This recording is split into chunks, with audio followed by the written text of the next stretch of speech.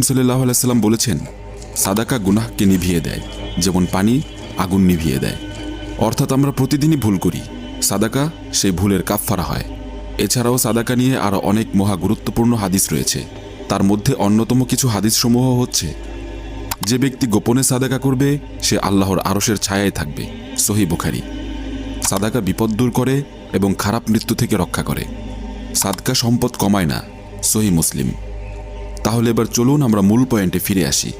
আমরা মাত্র 2টি সাদাকার কথা বলছিলাম, আর তা হলো, প্রথম সাদাকা, চারপায়ী প্রাণীদের মধ্যে যে কোনো প্রাণীকে খাওয়ানো বা পানি পান করানো।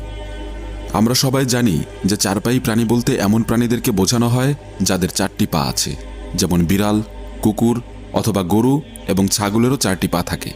তো যে ব্যক্তি তার সামর্থ্য অনুযায়ী চারপায়ী প্রাণীদেরকে খাওয়াবে অথবা পানি পান করাবে, তবে মনে রাখবেন সেই প্রাণীটি যেন তার নিজস্ব না হয়। অর্থাৎ আপনাকে